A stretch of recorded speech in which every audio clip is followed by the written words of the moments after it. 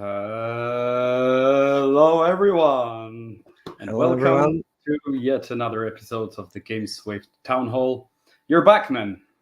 You're Yes, back I'm back in from the a game. very quick holiday, and I am back with the special message. Sekal, shall you let me share my screen and let me sing a song?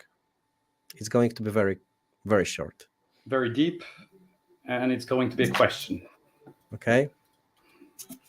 No inhibition, no fear. How deep is a deep? And that was the over. Like, hello, guys. See you in the bear market. Looks like Mangox have a different plan for 2024. Probably they want to finish this bull market, but it's not over for us. We're always, regardless of the price action. Speaking of the price action, another song, guys, for you today. Today we are going to support your bad mood. So obviously some people couldn't believing that Star Heroes is pumping. So there is another song for you guys. Siadaj do wagonu, pociąg już odjeżdża. Exactly. That's another song, guys, for you, for your mood. And what could I say, guys? Like the recent couple of days were very tough. I don't want to say that I didn't warn you, because whenever I go for the holidays, some bad shit is happening. However, it is what it is. But the good thing is that the buyback for Star Heroes has started and is getting very nice traction, especially that a lot of people has already dumped their airdrop. At the same time, like as I said, the play to burn narrative is coming shortly. So we do what we can do, whatever we can do to push it forward. Obviously, the market is not helping us, but a lot of things are happening. GameSwift modular blockchain is going live soon. We made a very special announcement with Optimism that we are building this together. The first AI gaming chain on Optimism Superchain. We are going to join the other OP stack blockchains like Coinbase or the other ones. So we are very proud to officially cooperate with Optimism on this regard. And today we're going to have special guest, the Benji from Optimism Technology. He's going to be our special guest, and he's right here, guys. Welcome, Benji, Right now. or Benji, how we should call you. Benji works. Benji works for you. Glad to see you, man. How are you doing during, let's be honest, pretty difficult price market, let's see. Dude, I'm great, man. It's been awesome. I think honestly, like, work has been really great. We've been seeing so much like growth and improvement and traction. I mean, if you look at metric wise, like how like TVL inflows into our blockchains are growing, it's massive. Right now, like, we're just checking out a stat that Ryan, our head of growth, posted, which is 56.6% of all like L2 activity are Superchain networks. And on top of that, like 78% or something is all OP stack related rollups that are giving it like activity, which is super cool. Like it's very, very much growing. So on a metric side, I think like it's fascinating to see the adoption. TVL, etc., is all on the way up. Like whenever people are a little upset with like other things that may be happening that are like out of control, like market, so to speak, it's always nice to just reflect on like where we were, right? Like I remember FTX, like I remember the whole Luna thing, like it was crazy, right? Like it was like the biggest black swan events possible to an industry, and like here we are 2 years after with like billions of dollars of TVL on rollups, like the OP stack with like 30 plus people chains leveraging it, the super chain growing faster and stronger and better every day. Things like GameSwift joining, like who are like now able to just go and like launch this entire new thing. I think it's really, really cool. So I'm always optimistic, I'll bring that positivity with me. You work for Optimism, so you need to be optimistic, yeah, right? It's part of the interview criteria. And by the way, Ripping is writing that 213 views and 0 comments. Please bear in mind that we are also streaming on YouTube, so most of the comments that we are showing are live on YouTube. You can also put your comments there. And Benji, we're really glad to hear that you are optimistic. You literally look like you just opened a short position a couple of days ago, but obviously you mentioned like a very rapid growth of Optimism ecosystem, and it's really impressive. Like I need to admit that I came across a lot of different ecosystems. We used to, speaking of Terra Luna, we used to run the biggest launchpad on the Terra. Before the Terra collapse, we've been back with the very significant GameSwift airdrop. This created a very special bond and trust between us and the community.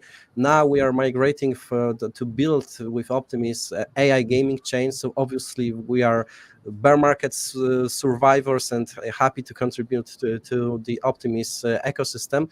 But I'm really curious, and maybe that's the first question which I'm going to start with, is what is basically the Superchain itself, like how this vision has been created, and what is behind the Superchain thing? Yeah, the Superchain is a collective of chains all working together using the OP stack, becoming a part of the Optimism collective to kind of spread block space and like open up block space and like expand the idea of what the blockchain space, like what crypto can be effectively. A way to think about it is currently the chain world is like every chain is its own kind of website, right? Like it's like one website, another website. And for you to go from one chain to another, it's like going from one website to another, but you have to change the Wi-Fi router. So it's a wild experience, like pretty disconnected.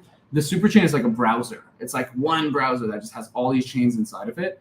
That are all working together, communicating together, like doing initiatives together, working with the collective together, being a part of the collective together. And that's effectively what the Superchain is. Now, the Superchain leverages the OP stack, which is an open source MIT licensed stack developed by Optimism that allows anyone to launch their own blockchain. An analogy you can make is WordPress, like how you can use WordPress's stack to build a website. You can use the OP stack to build a chain. Now, that's kind of like open, and there's teams leveraging the OP stack. But some teams can opt into joining the Superchain, which means they join the collective, which means they join this like browser. So you're not just launching a website on your own, but you're actually launching a website on this big browser that has governance involved, has like a bunch of other things involved. And that entire like Superchain world grows together. So there's teams that could take the OP stack, fork it, but if an upgrade happens to the OP stack, they won't get it. They'll have to do it themselves. Whereas if a team uses the OP stack, joins the Superchain, they can upgrade and move forward with the stack in itself. It's the idea of thinking of like the Superchain brings you more liquidity. The Superchain brings you more of like this communal sense of growth and like allows us to expand the pie together. It also brings in more minds. So more and more people will come in, contribute to the OP stack, which the Superchain kind of gets the benefit of immediately. You'll see things like 4844, like fault proofs and all of that. That's all kind of like all these Superchain teams are going to work their way towards that. And they work towards that like together. So on another sense, on the user side, like we also do a ton of different work. So because everyone's using the same stack and because like we're all kind of a part of the family in a way, there's like shared campaigns, initiatives, things like retro funding, things like airdrops and all of that can happen across the Superchain, which is pretty exciting as well. So that's a summary of obviously when I hear the magic word airdrop, this needs to make me ask something more about it. So what are basically the benefits for chains to join the Superchain family? I'm guessing that retro fund is one of those aspects. So can you elaborate a little bit more on this and maybe some other benefits that came to your mind? Yeah. So step one is like blockchains deploy using the OP stack. Step two is OP stack chains, then join the Superchain. Step three is developers deploy on OP stack chains because they're used to it. And then step four is those developers can be rewarded through like retro funding or grants council and stuff with the collective. The benefits are effectively that. Like the first benefit, let's say on a platform side, so the chain is a platform, is you can just launch a chain. You don't have to worry about hiring like a ton of people to maintain the chain, to start the chain. Because it's an L2 and not an L1, you don't need to get validators bootstrapped. You can just go and launch. Why that's great is like teams like GameSwift, for example, when you work with the OP stack, when you build on the OP stack, when you join the Superchain, this stack part is taken care of. Like, you're good. You know, the technical side that would take so much time that everyone's waiting for upgrades and stuff, that's good. Like, the OP stack has that handled, and you have it. Now what that means is GameSwift and teams like GameSwift can focus 100% on ecosystem growth and development. And what is like the most valuable currency in the world? Like time, right? Like, if you have all these different chains, being able to focus fully on how do I make the best user experience? How do I design the best incentives? How do I do the best campaigns? How do I do the best launches, marketing, etc.? That just gives more time. Like, using the OP stack, joining the Superchain just gives more time to that. So we'll already see ecosystems grow so fast. Like, teams are going from like 0 TVL to like hundreds of millions of TVL in months, which like previously was just not possible. We were like, when I joined Optimism, it was just OP mainnet at the time, and we had like 10 apps. And my job was like get more apps on the Superchain, on Optimism mainnet, right?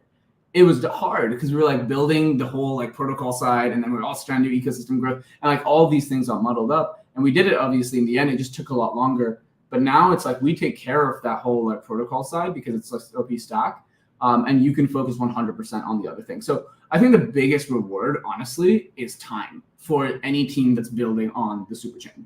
You will get more time to focus on the other things outside of the tech that also matter, that matter a lot, that some people say will matter more at the end, right? When all tech is the same, like your community, your ecosystem, that matters a ton, your apps. So that's a big benefit. The other specific benefits are things like retrofunding, things like shared like kind of commodity across the Superchain, shared campaigns across the Superchain is also included. So there's a couple there. Happy to dive into that. But you know, number one is like time is the ultimate currency. The Superchain saves you time, and you can just like go all in on your community and your ecosystem. So your users win at the end of the day.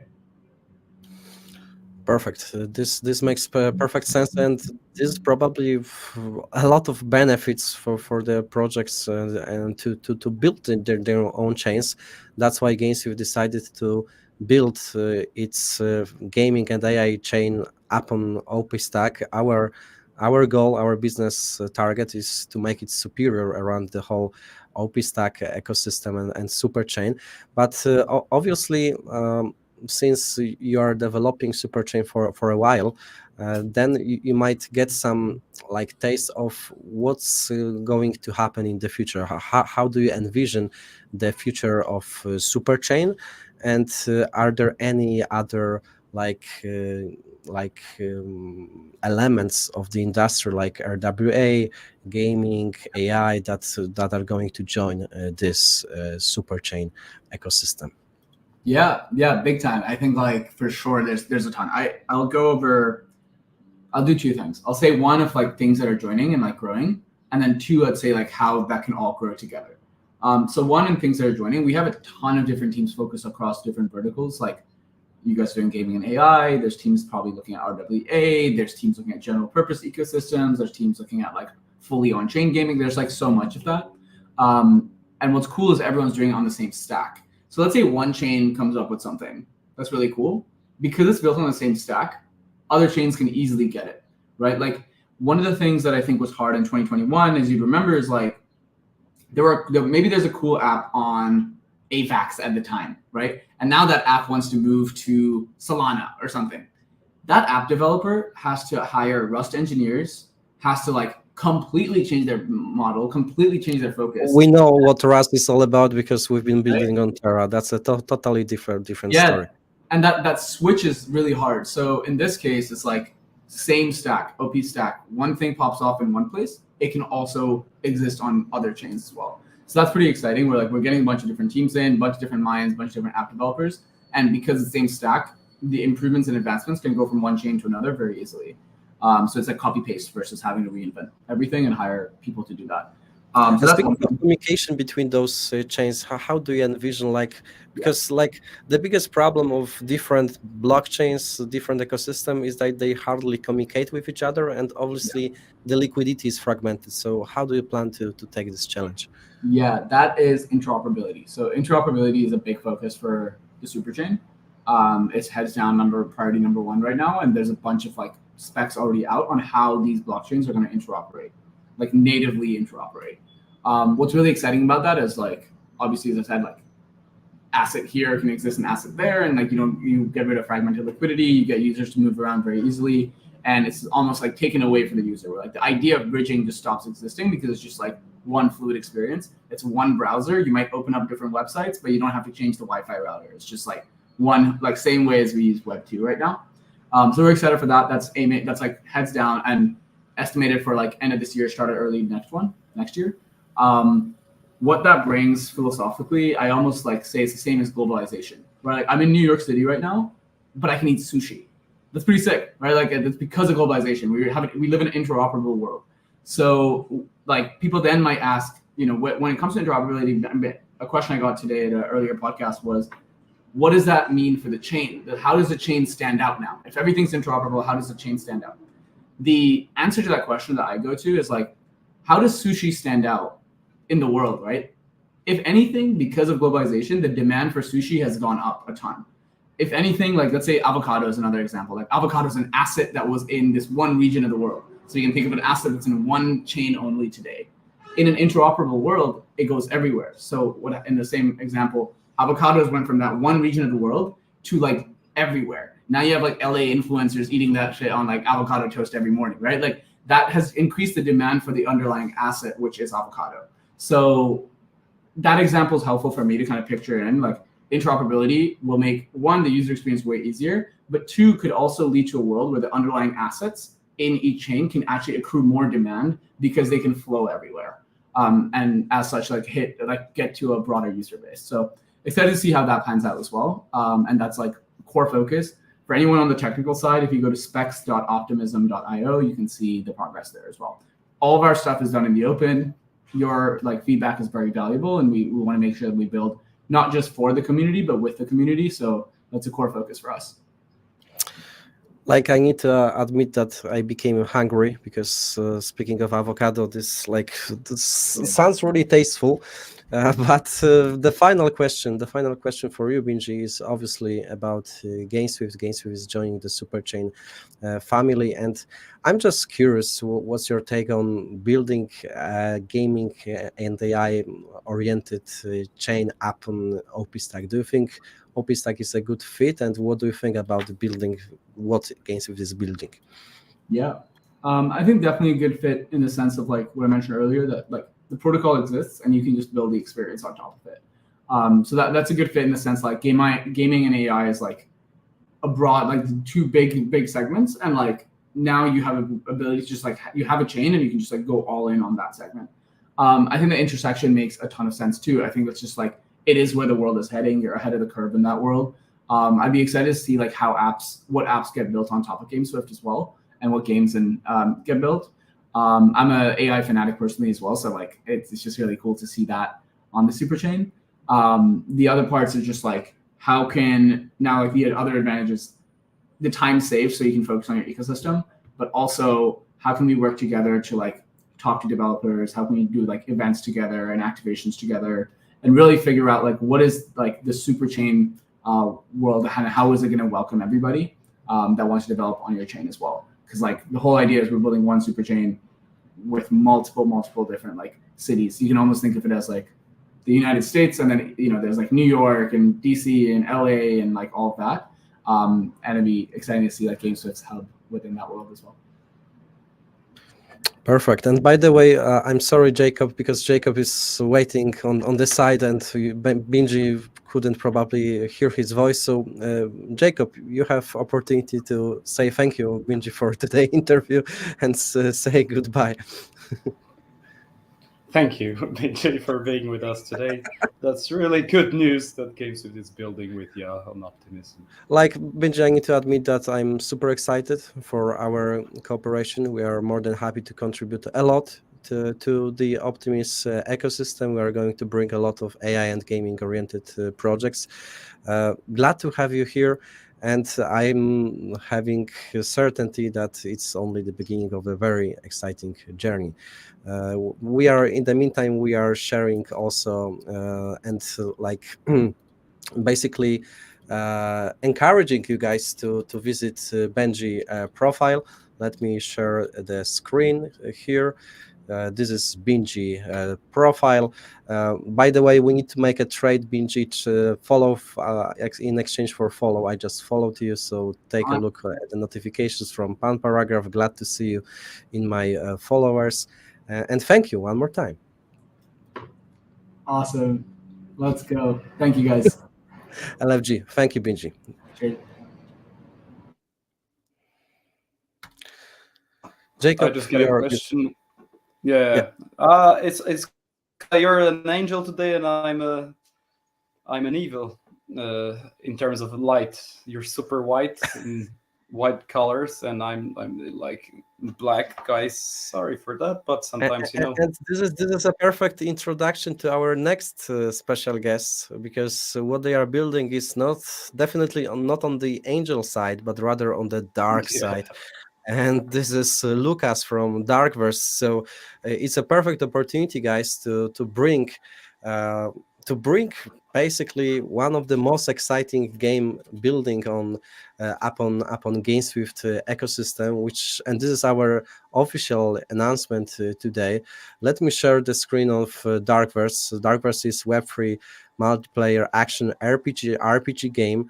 I need to admit that what you have just revealed here is very dark, very exciting. So maybe before we introduce and let you speak, Lucas, let me maybe show you the special trailer.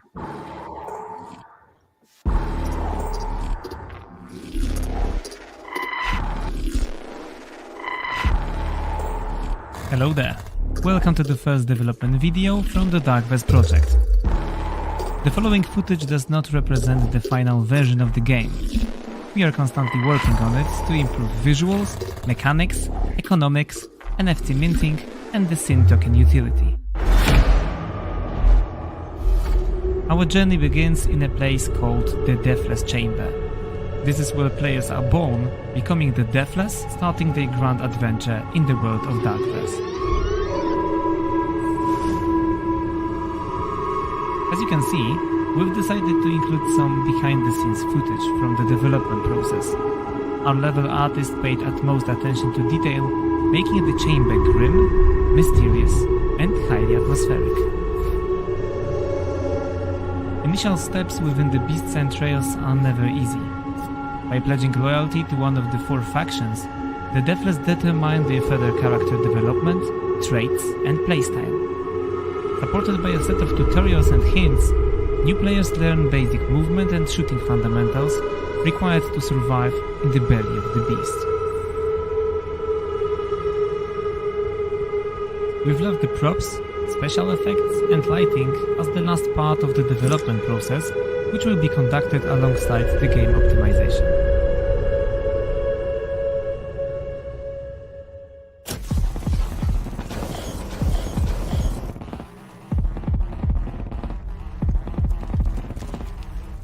The colossal gates are now open.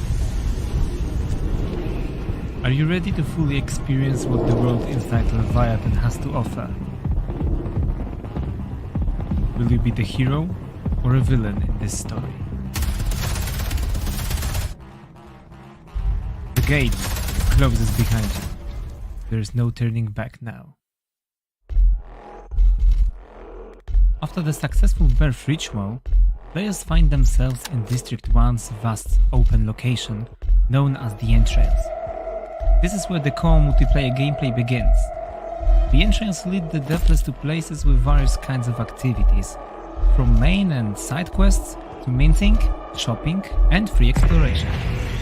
One thing is certain: whatever your desires are, the Entrails have their way to lead and mislead you during your journey. Alongside the introduction to the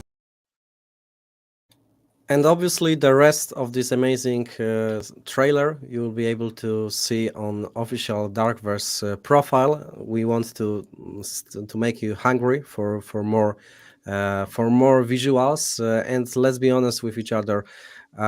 It's at the first glance we already see that a very special team has been working on the graphic elements, and it looks like everything is well polished. So Lucas, maybe before we move on to the lore and what Darkverse is all about, can you share what is the background of the team behind Darkverse and why Darkverse looks so freaking dope? It's hard to introduce maybe whole team, but I will start maybe from myself. Yeah, I'm Lucas, and I'm the head of the blockchain and economy in the game. The team actually and the founder of our project, Marcin, he is the one of the main directors behind the Platish image. So team he collect and leading. There are people who work behind the cinematics of 3D project, CD Projekt Red actually, and many actually animations which was awarded everywhere around the world, from like biggest game events, from games like Witcher or Cyberpunk, which are well known for like worldwide audience, not only here in Poland. So yeah, I can say that our team is quite prepared to like bring something special to the Web3 gamers. Yeah, like you, Lucas, you are very humble, but obviously there are a lot of very talented people behind the whole project. I just might leak that one of the C-level executives is a veteran from Platish Image, the game, the studio behind the trailer for Cyberpunk, Witcher series, and a lot of other top-notch products. So yeah, it is not a coincidence. And we are definitely super optimistic that one of the most promising game previously developed on Aleph Zero is going multi-chain, and GameSwift chain will be the first EVM chain to welcome this grind-breaking product. So, since we got you on our town hall, Lucas, can you share maybe some aspects of the gameplay that you believe are the most engaging, and basically what makes you excited about Darkverse game? Okay, so first of all, as you mentioned earlier, actually we're making the RPG multiplayer shooter. The originally we come from the idea of making some kind of rich narrative role-playing game, but seeing us actually crypto community, how Web3 gamers actually struggling for competitive games. Actually, this is something which actually is the most popular among the players in this space. So we decided actually to also add the shooting experience, and our inspiration was from games which are like widely popular among the players. So actually the game, it's combination of both. So like every player can find something for himself. In my opinion, actually, if you would be more peaceful playing person, you can actually enjoy the more the narrative. And if you're a person looking for like fighting for leaderboard plays, if you're a person who like to playing shooter games, if you want to collect the best skins, upgrade your weapons, cooperate, because this will be like PvE mode, this game will also be for you. So that actually combination of these two comes actually from this idea of like buzzword which comes before the Web3 gaming, which was metaverse. So people want to create something which people can socialize in, like the place, which will be not only game, something beyond. But this is something which we will actually work after building the game, which was alpha version was shown now. We like to also introduce some social features. So this will be just the next step, and I can't say like much more about it now, because as you can see, actually our game is still under development. Yes, obviously, for any masterpiece, we need to be patient, but like we can say that you started your development during the bear market, so it's not a fresh idea. I remember, Lucas, when I met you probably in Lisbon conference, and that was the time when you have already worked for a while around the Darkverse, and I remember how super excited you've been that time. I was pitching the GameSwift ecosystem to you that time, but we've been very early and we didn't get that traction like we have obviously right now. Now it's a different story, and like pretty soon we are going to have very special announcement for you between Darkverse and GameSwift, because that's the very beginning of a very long term relationship and cooperation between GameSwift and Darkverse. So, speaking of long term, think what is the long term vision for the Darkverse game, and yeah, how do you see the Web3 elements to improve your game mechanism and gaming experience? I also I also want to Also, say one that I more question. remember. One more question before you go. A lot of people are asking whether it's a first person shooter, MMORPG, RPG shooter RPG. Like, you can also like address those questions. I can't say it's MMO because like usually massive multiplayers games are like mostly for few hundred people on the server. Our idea is to make like more like RPG shooter, and actually this is the first person perspective game as it was shown at the footage, and there will be up to 16 people on the server, and the first gameplay actually will be introduced. Besides of the single player part, will be also the co-op PvE campaign. Okay, so This is now you got the actually taste of what genre if the Darkverse fits. Let's go back to Lisbon. okay. I want to say that yes, I also want to mention actually the event, because I remember we talked also about the early stage of the Star Heroes back then. So actually this is actually also kind of now bring the memories that we're building our games actually, and now they I mean, your game is already on the market, our game is coming, so yeah, this is actually really cool. It's When good it that we comes didn't forfeit our efforts and that we keep developing. Even though at that time, I don't know whether you remember, a lot of people used to say that Web3 gaming is dead. yeah, even because before it was born actually, because the first wave of Web3 games, let's be honest, that wasn't nothing compared to what's they are now, and I think the future is bright. So yeah, back to the long term actually vision, I would like to say something, not particularly maybe about our game, but how I see the Web3 gaming, I mean what direction it's going. I will be not maybe very original here, but I hope that all serious Web3 projects thinking quite the same. We want to build a good game. We want to convince more people to be in Web3 gaming. And this means a lot of work in the marketing side, and also making the game which would be good for the traditional players. And I believe that the key is to show the majority of people playing on PC, on consoles, or on mobile phones, that Web3 is not something that breaks their game, it makes it better. So can offer some unique fun features, some unique mechanics and benefits.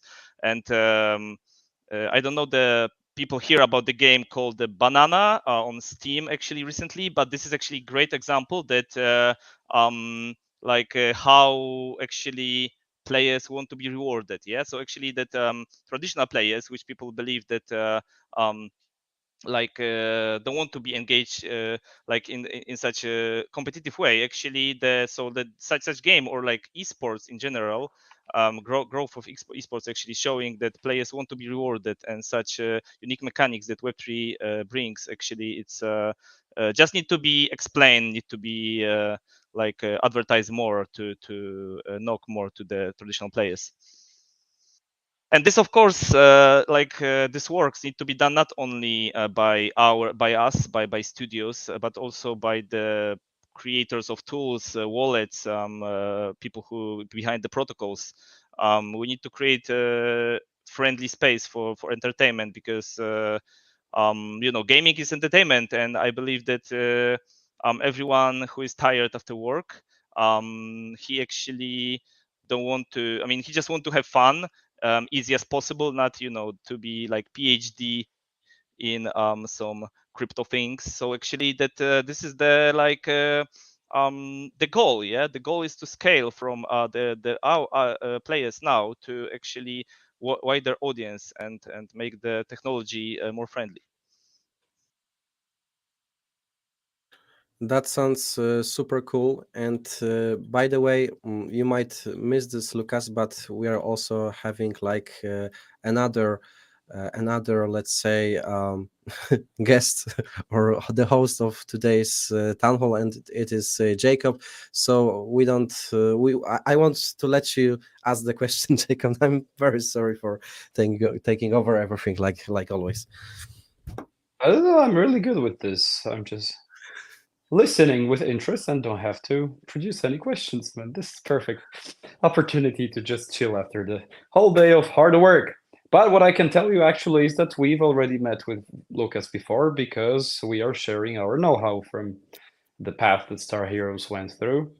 And we're collaborating together, so you can expect some news around that coming too, because That's we really perfect. Yeah, we are working together on something special, and I think like the hint is the interoperability. But I'm going to leave you with this small hint.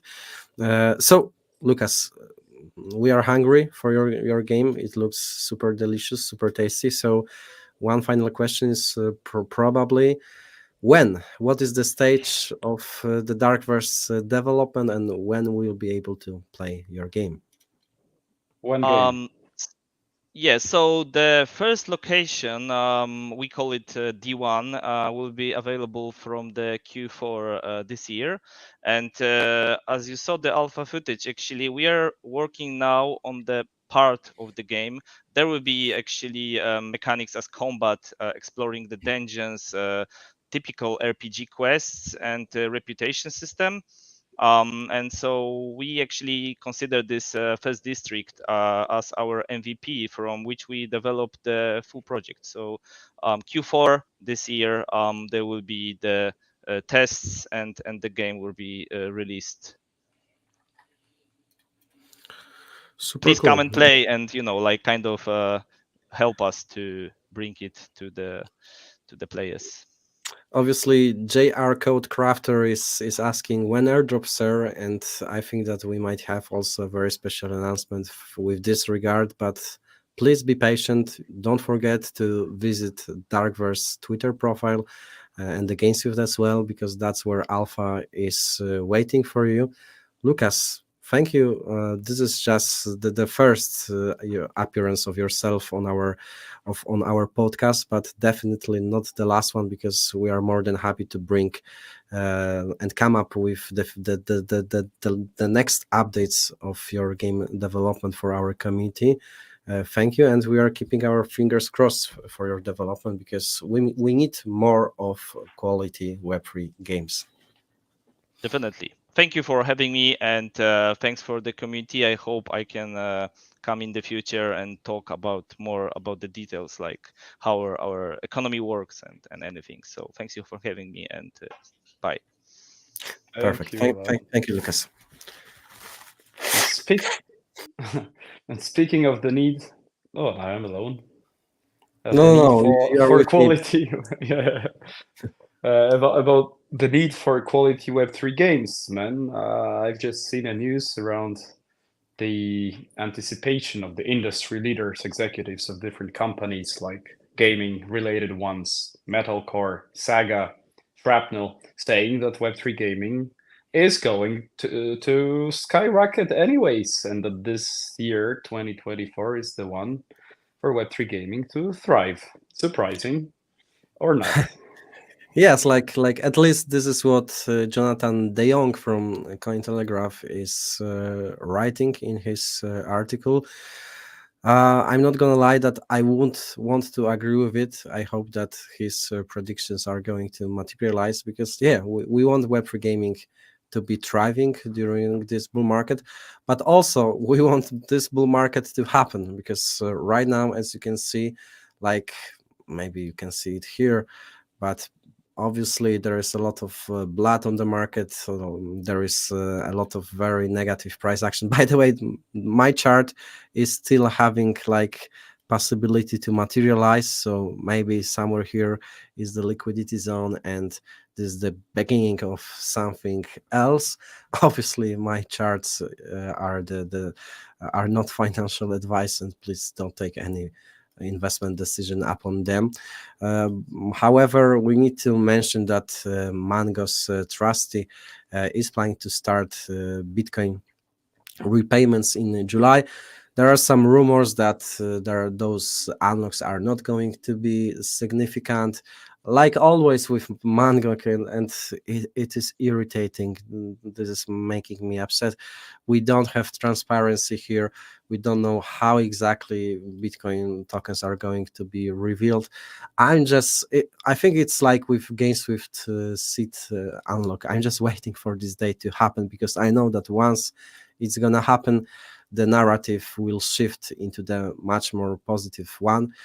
So yeah, we are waiting for the bull market to be back. And for certain events to happen, like with Star Heroes, guys, season 3, season 2, sorry, season 1. Oh no, season 0. What do we call it? The great season. First season, right? First season. Yeah, it's also coming to an end in less than 3 weeks.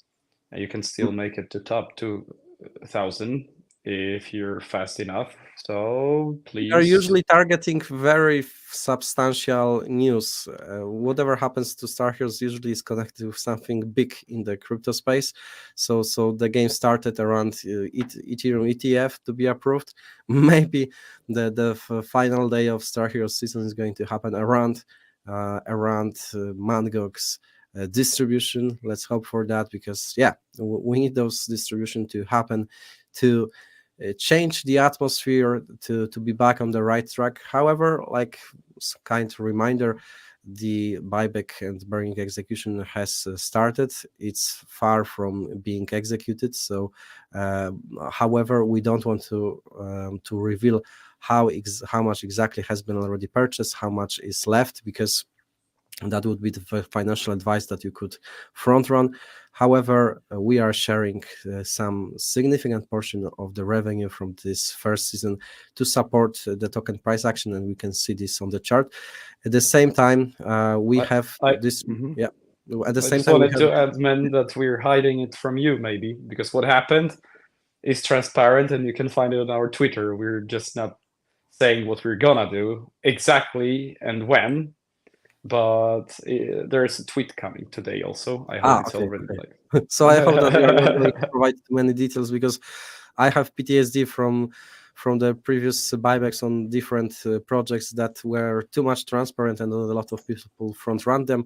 However, like we need to also bear in mind, guys, because I'm not blind, right? I've been during the last week, I've been to Portugal. So obviously I took a couple of days off. I spent that time with my family, but I was keeping a track of the charts, and obviously I could see the price action around Star Heroes. So what you need to be aware that the last week is the effect, the price action is the effect of the 3 negative events. The first one is the second portion of the airdrop distribution, also the special KOLs investors distribution, and the bearish market sentiment and Mangok's news. So obviously those happening all together had their impact on the chart. And maybe it's good that Star Heroes launched the buyback right after, because this believed has been finished, and now we can make a shift in terms of the sentiment around Star Heroes, because the game is thriving, the game is generating revenue. This revenue is used to support the tokenomics, and there is like still 2.5 or maybe 3 weeks to go. So still you have chance to participate in Star Heroes competition. Speaking of numbers and speaking of deflation, kind reminder, guys, that there are basically 3 ways of supporting Star Heroes deflation. The first one are the revenue used for buyback and burning. This program has been announced, and together, and today, like Jacob said, We are going to get more into the details of this buyback. And additional thing is the duty up. As you can see, we hit another milestone of 1.5 million Star Heroes tokens to be distributed here and set for the future burning. That's another way of taking Star Heroes out of the circulation. And please do not forget about other very substantial event, which is play to burn. The dashboard is like very is closer and closer to be released, but it is going to work retrospectively. So the biggest pool across all the Star Heroes pools, the locked DAO war chest, will be set for burning through the play to burn mechanism. The more you play, the more deflationary Star Heroes token is becoming. I know for our old viewers this might be repetitive, but I want to repeat this because like tokenomics, burning and the stuff is always complicated. So whenever I can remind this, I think this might be useful for you guys. Yeah, and as for the buybacks, I know I shouldn't shield the token too much, at least, especially considering its performance recently, but it's been noted or noticed by the Web3 gaming world in general. For example, when you look at the tweet of Jesus Martinez, he's pointing out at Star Heroes as thank you, Jesus, for the mention. Definitely, it's good that you are still supporting, and like KOLs are an important part of the crypto game. They need to, however, they need to believe into the project to support it, and Jesus is one of our true supporters. So thank you, Jesus, for your support. Thank you, Jesus, for your support. But so far, Jesus has been with us, to be honest. So, I mean, the real one, not Martinez. Okay, yeah. That's a long story, but obviously Jesus is also bullish about Star Heroes. No, but what about the meme coin with Jesus? Has there been any so far? Yes, like it was a big ICO from 2017, 2018-ish, something like that, and it was like that was the end of the bull market. Like when the Jesus coin were listed, that was like literally the end. So please be afraid if some like religious, like I don't know, Mohammed or I don't know, Vishnu. White red heifer coin are going to be listed, then it's probably time to escape. And speaking of the rest, guys, small update on the whole GameSwift ecosystem. I think we might be proud to say that Doginhood has crossed 120,000 players. By the way, Doginhood guys, you should like be proud of that and tweet something about that, because the last news is showing off 50,000 players, but the last time that I checked was the date when they crossed 100,000. So obviously it's a big success of GameSwift incubated project. They are printing a very decent, like enormous number of users playing the Doginhood app. Right now you can beat the Sam Dogman Fright, but the second boss, Dogquan, is coming soon, and I can't wait to beat him, especially that once I see the news around Terraform Labs settlement deal for $4.5 billion, this made me really upset. So obviously a lot of people would like to play Doginhood to take revenge on that. It's actually already 150k players, so thank you, Charles Connor. Yeah, to spank on that thing. Did you see that meme? It's not a meme. The video that went viral over the last days. Probably not, because you were in Portugal with your family, so not the best thing. There's an interview with an American girl teacher that was actually explaining how to make things better in bad, and it went viral. Like, this is the most viral thing over the last month. You can share the screen, Jacob. Like I think I missed that. I'm on my phone right now, so I can't. And I just don't know whether you you know how to make it. You just screen it. What the fuck? Yeah, but because you need to see that, you know, it's like something. Like there's war in Israel going on. There's this trade war between America and China, and all of a sudden, you know, the most viral thing is Okay, the guys, sorry, Hawk 2. I missed this Hawk 2 speed, so maybe let me check it out right now, okay? So, Jacob, tell me, which movie is it? Like, is it some short from here? This? Yeah. What's one move in bed that makes a man go crazy every time? Oh, you gotta give him that Hawk 2 and spit on that thing. You get me? And this is literally, man, the most viewed video right now on all social media.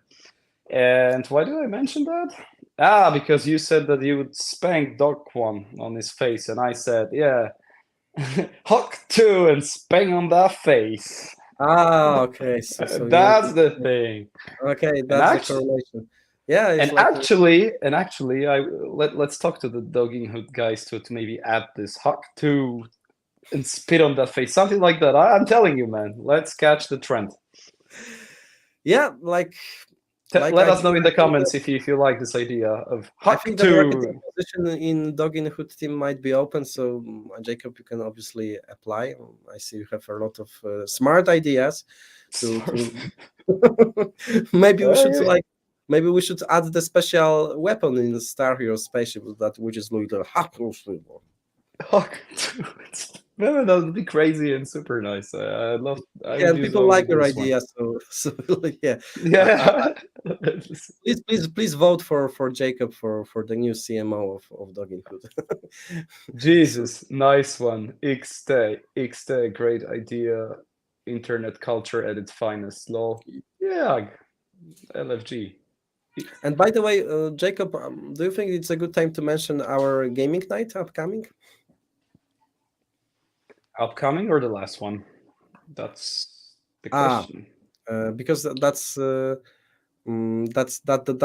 happened right on Monday evening, but in a few weeks we'll launch a weekly game night streamed events with various guests and games from both Web 2 and Web 3. So stay tuned because the special gaming nights are coming.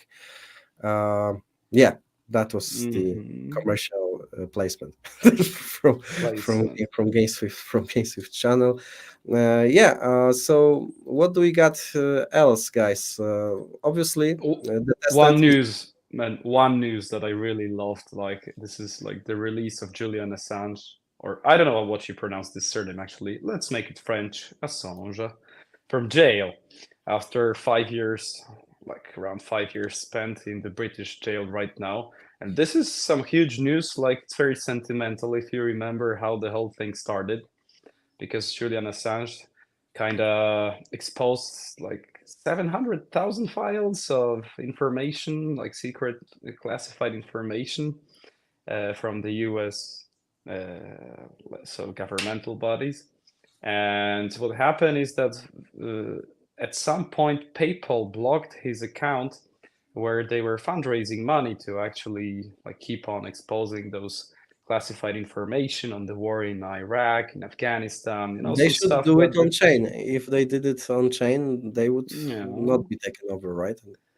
But then, man, after his account got suspended, I mean the PayPal one, he actually switched to Bitcoin, and that was one of the few times in the history that Satoshi Nakamoto made tweets, as far as I remember, about Julian Assange moving to on-chain and starting to use Bitcoin for payments and fundraising. And actually, he was again. Satoshi Nakamoto made a tweet. I mean, a kind of announcement. You know, this is. Check this out. When? Yeah, it was like 2000 and. Back in the time, man. Like it's not okay. When the whole thing was happening, it was like 2010. Okay, so maybe that was the time when Satoshi was still active, right? Yeah, and Yeah. Jens Bond thinks that it was an email because, like, it's not usual for Satoshi to have a tweet because if he had the Twitter account, probably like everybody we would would follow. Yeah, definitely. Yeah, definitely. But it was kind of released. I don't know. Of course, we don't know who he is, Yeah, whether it's this one might be person or many. it doesn't really matter, but yeah, he was right. He should go on chain.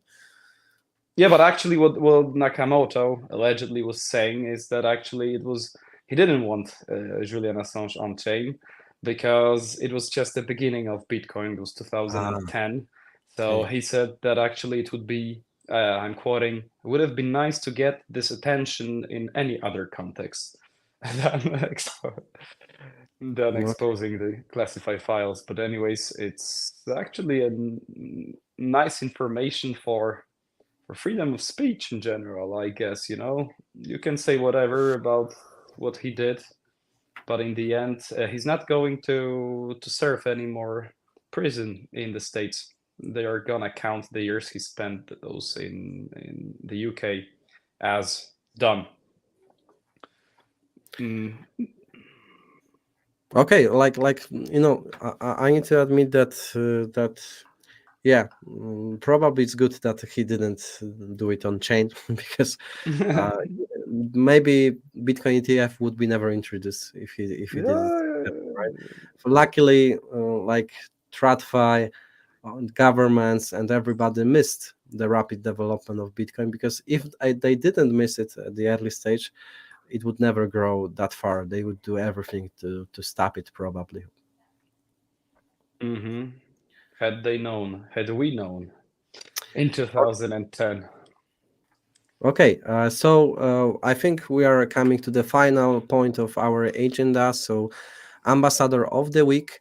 We just started our third season of Ambassador program, and we are continuing our special series of Ambassador of the Week initiative.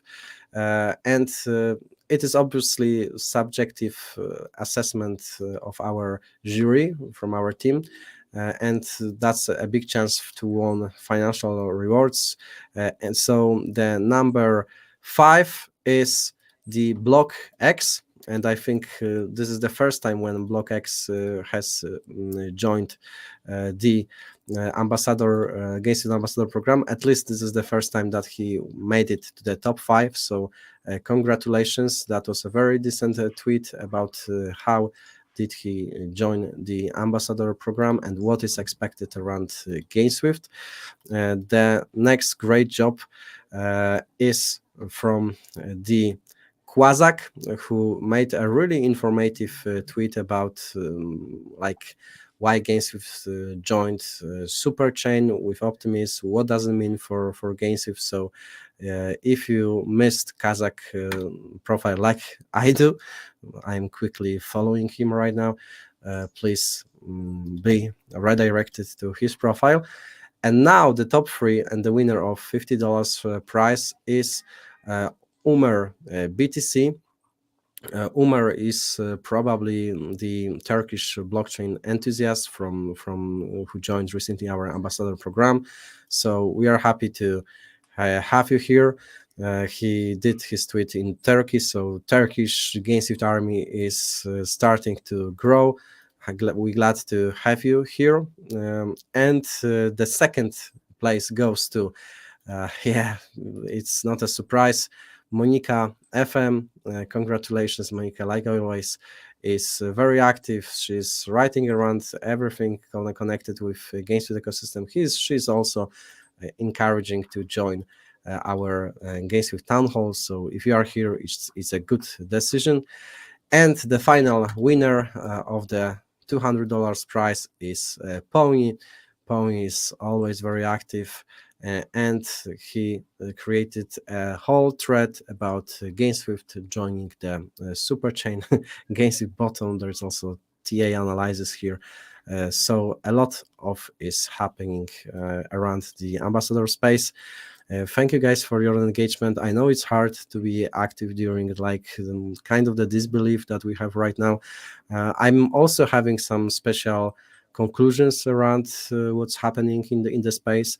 I think we are going to prepare a special report. How do we envision the future of GameSwift ecosystem? Because when I was on holiday, a very special idea, how to play reverse card, how to turn it over into the much positive scenario, came up to my mind. This might be a game changer for the GameSwift ecosystem, but I need to gather and collect more feedback around this idea. Jacob is smiling because I literally told the idea to him today, and maybe don't say what I said, but just tell me now, what do you think about it? Hey guys, the moods were bad, not only among our community, but also within the team. You know, we feel this feedback, we feel these market conditions, and it just makes you feel sad, even though you want to grind hard and you do it. As the mood goes down, and then Pants comes back from his vacation in Portugal, you know, in a shirt, you know, suntanned. And then with a smile on his face, he's telling you, guys, we're gonna do this. I mean, that's my idea that came to mind. That we could play this reverse card. And I can only say that each of our team members left the meetings with the smiles. And after the call, we're saying that maybe we're just laughing. More info coming soon. I was curious what's going to be your feedback upon this idea, because it's a very bold move, guys. Once I'm going to reveal this to you, because obviously before anything is going to happen, because that would be a substantial change, I will gather and collect the feedback from you.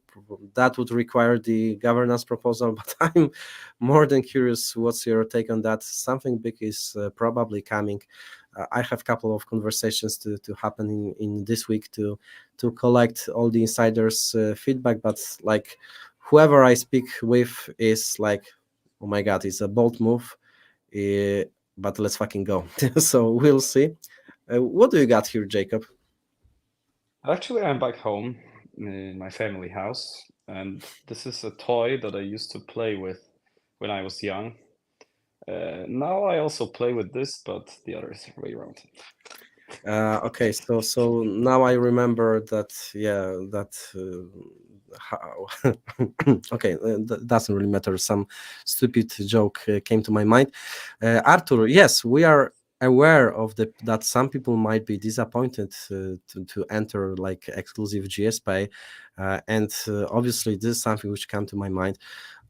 Obviously, like we have already distributed Spartadex airdrop, Star Heroes airdrop. They were very significant ones, but we need to bear it in mind that the rest of the 3 months were not necessarily the best time to list any projects. So we announced a lot of projects to join GameSwift Treasury to distribute their tokens.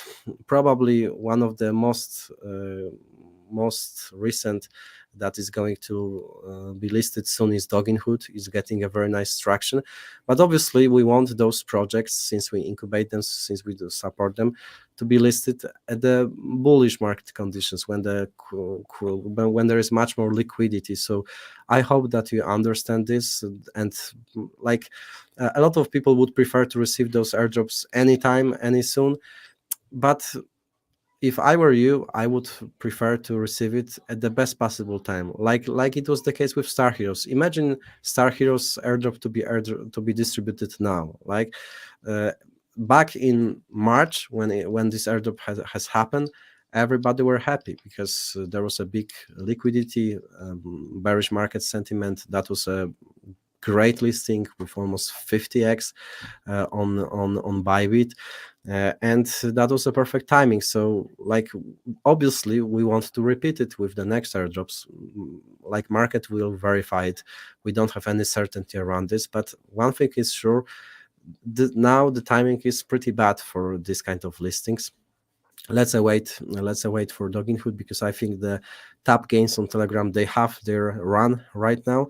So let's hope that Mangok's repayments are going to be executed as soon as possible, because that might bring a lot of fuel and a lot of liquidity back to this market. Spot on, man. Spot on. Share the alpha, Sparrow Jack. So what can I say? What can I say about the alpha? We are like 1 hour, 5 minutes right after. So obviously the alpha is that the testnet is starting on Thursday. So it's going to be a major event happening for a couple of weeks. We want to battle test our chain before going live on mainnet. Yes, Kazak, you can ask me any question. I think that's a good time to for a small Q&A session, because obviously we don't want to keep you too long. Also, speaking of the alpha, speaking of the airdrops, like we are introducing new projects. Like today, one of our special guests is also preparing something for our treasury, is preparing something that we could distribute back to you guys. So this treasury and airdrop pool is growing, but obviously we need a good time to make it happen, to distribute them in the best possible time. So what I can say is that, yeah, like the war chest, the treasury of GameSwift, which is going to be used for the airdrops, is growing. Our BD team is working on a lot of deals. They are released like in some they are going to release in some more bullish market sentiment.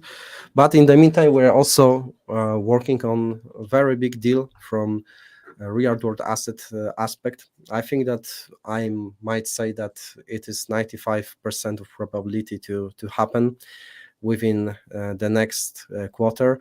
And I think that we might be able to offer one of the biggest yield on USDC and USD stablecoins. That might bring a lot of TVL, a lot of liquidity to GameSwift modular blockchain.